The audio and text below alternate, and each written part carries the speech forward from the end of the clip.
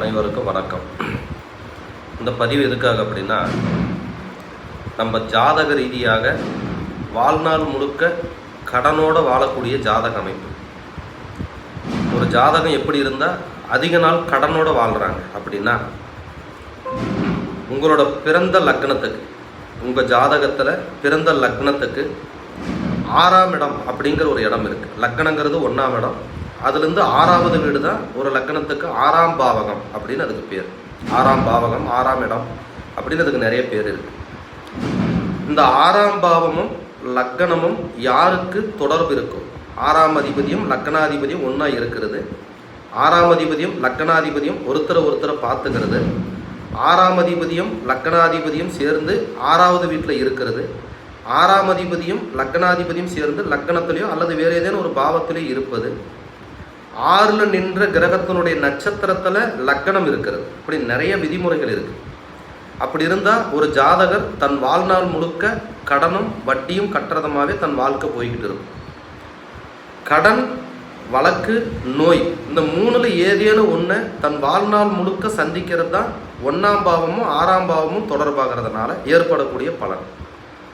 அப்போ ஒரு ஜாதகத்தில் 6ஆம் பாவாதிபதி தசை நடக்கும் போதும் கடன் வருது.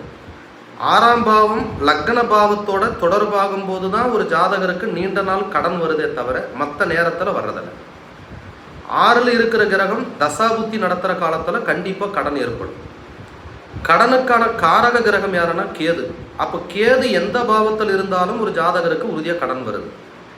இப்போ லக்னத்துக்கு 2ஆம் இடத்துல ஒரு கேது இருந்தால் குடும்பத்துக்காக நிறைய கடன் பண்ணுறாரு. கேது 4ஆம் இடத்துல இருந்தால் வீடு, வாசல், வண்டி, வாகனங்களுக்காக கடன் பண்ணுறாரு.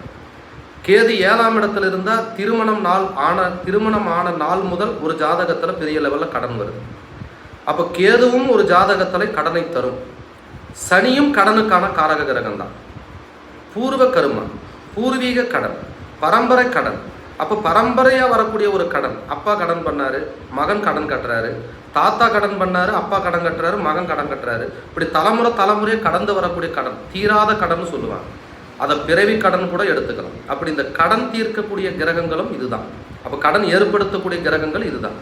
அப்போ ஒரு ஜாதகத்தில் லக்னம் 6ஆம் பாவம் தொடர்பும் கேதுவும் சனியும் வச்சு ஒரு ஜாதகத்தில் எந்த காலகட்டத்திலலாம் கடன் ஏற்படுங்கிறத ஒரு ஜோதிடத்தில் தெளிவாக சொல்ல முடியும். இன்னொன்று, நிறைய பேர் என்னோட வாட்ஸ்அப் நம்பருக்கு உங்களோட கேள்வி அனுப்பி பலன் கேட்குறீங்க. நீங்கள் பிறந்த தேதி, பிறந்த மாதம், பிறந்த வருடத்தையும் பிறந்த இடத்தையும் கண்டிப்பாக அனுப்பணும். நீங்கள் எங்கேருந்து பேசுகிறீங்கன்ற விளக்கத்தையும் அனுப்பும்போது உங்களோட அறிமுகம் எனக்கு சரியாக இருக்குங்கிறதுக்காக தான் அந்த